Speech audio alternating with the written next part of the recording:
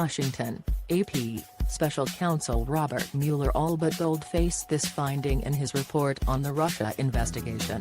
No exoneration for President Donald Trump on whether Trump criminally obstructed justice. But Trump and his aides are stating that Mueller's report did exonerate. No words from the report will throw them off their mischaracterization of it. A look at claims by Trump and his people on a variety of subjects from the week that produced the Mueller report, which cleared Trump of criminal conspiracy with Russia, traced multiple ways he tried to interfere in the Russia inquiry to his benefit and came to no conclusion on whether those acts broke the law. Russia investigation Trump, the end result of the greatest witch hunt in U.S. political history is no collusion with Russia, and no obstruction. Pretty amazing, tweet Saturday. Vice President Mike Pence, today's release of the special counsel's report confirms what the president and I have said since day one. There was no collusion between the Trump campaign and Russia and there was no obstruction of justice. Statement Thursday. Kellyanne Conway, White House counselor, what matters is what the Department of Justice and Special Counsel concluded here, which is no collusion, no obstruction, and complete exoneration, as the president says. Remarks Thursday to reporters. The facts. The special counsel's 400-plus page report specifically does not exonerate Trump, leaving open the question of whether the president obstructed justice. If we had confidence after a thorough investigation of the facts that the president clearly did not commit obstruction of justice, we would so state, Mueller wrote. Based on the facts and the applicable legal standards, however, we are unable to reach that judgment. The report identifies 10 instances of possible obstruction by Trump and said he might have had a motive to impede the investigation because of what it could find on a variety of personal matters,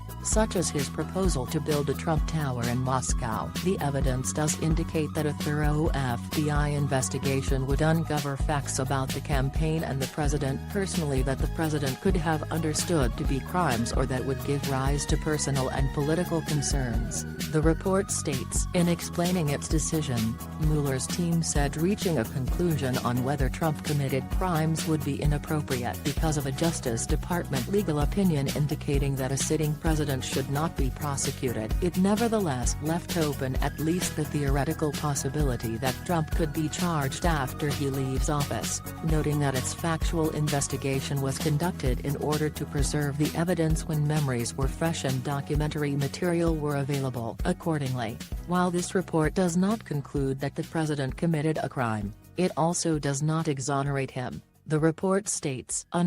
Sarah Sanders, White House press secretary, on her statements from 2017 that many people in the FBI wanted James Comey, the director, fired. The sentiment is 100% accurate. CBS This Morning, Friday. The facts. Her answer on this subject was far different when she gave it under oath. After Trump fired Comey, she told reporters on May 10, 2017, that the rank and file of the FBI had lost confidence in their director and accordingly the president removed him. When a reporter said most FBI agents supported Comey, Sanders said, "Look, we've heard from countless members of the FBI that say very different things." But when Mueller's team interviewed her under oath, she backed off that story. According to the Mueller report, she said it was a slip of the tongue to say that countless FBI people wanted Comey out, that her statement about the rank and file losing confidence in him was offered in the heat of the moment and that, in the report's words, it was not founded on anything. Now she's back to suggesting that Comey was in fact unpopular in the FBI. "I said that it was in the heat of the moment, meaning it wasn't a scripted thing," she said Friday. But the big takeaway here is that the sentiment is 100% accurate. The Mueller report says there is no evidence that Trump heard complaints about Comey's leadership from FBI employees before firing him. Mueller evaluated nearly a dozen episodes for possible obstruction of justice and said he could not conclusively determine that Trump had committed criminal obstruction. Among those episodes was his manner of firing Comey. Mueller found substantial evidence corroborating Comey's account of a dinner at which he said Trump pressed him for his loyalty, although Sanders attributed her remark about Comey's unpopularity to heat of the moment. Trump has voiced the same sentiment. As recently as January, he tweeted, "The rank and file of the FBI are great people who are disgusted with what they are learning about Lion James Comey and the so-called leaders of the FBI."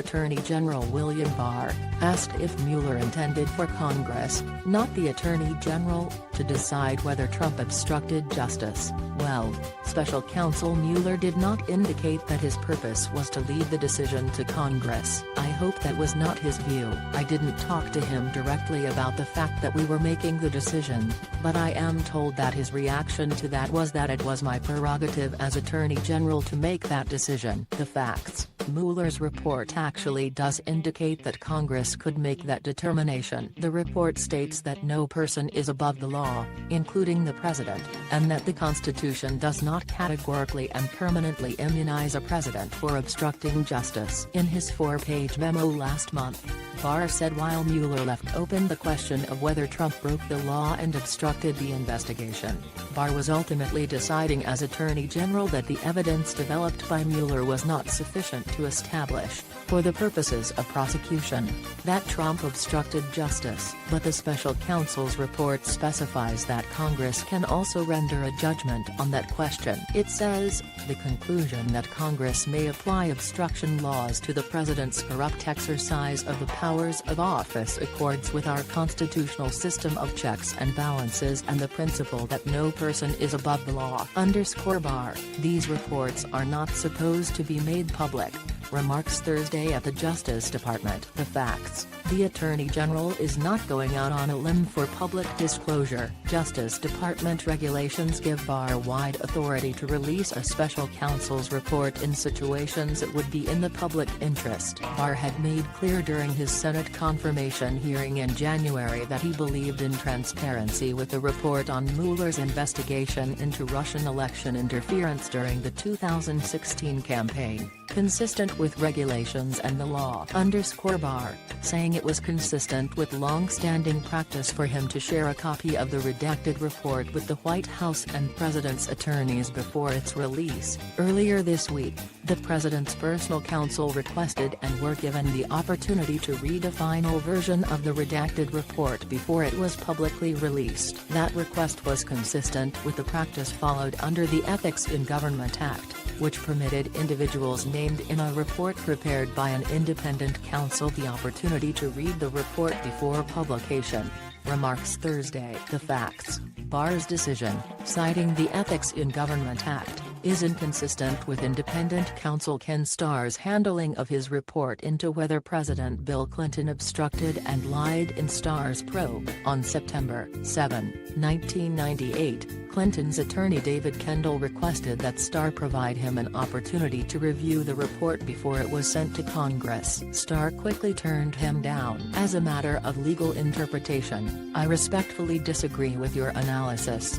Starr wrote to Kendall 2 days later. Starr called Kendall mistaken regarding the rights of the president's attorneys to review a report before it is transmitted to Congress. Starr's report was governed by the Ethics Act cited by Barr as his justification for showing the report to the president's team. It has since expired. Current regulations governing Mueller's work don't specify how confidential information should be shared with the White House. Starr's report led to the impeachment trial of Clinton in 1999. Economy. Trump, "We cut your taxes, biggest tax cut in history," remarks Monday in Burnsville, Minnesota. The facts. His tax cuts are nowhere close to the biggest in the U.S. history. It's a $1.5 trillion tax cut over 10 years. As a share of the total economy, a tax cut of that size ranks 12th.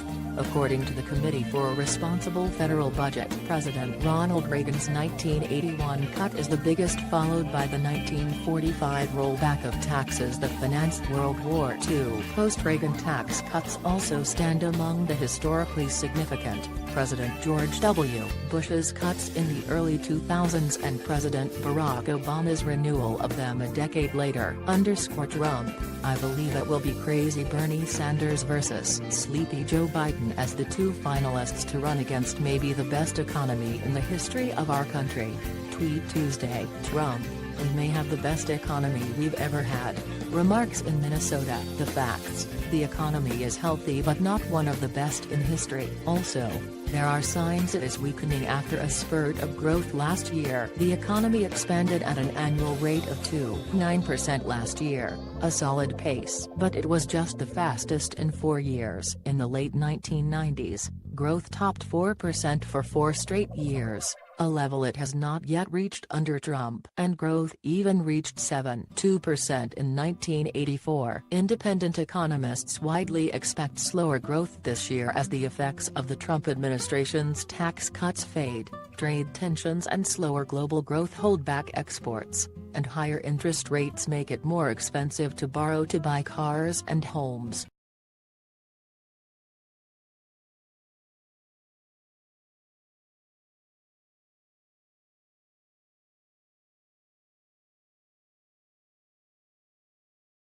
Yeah.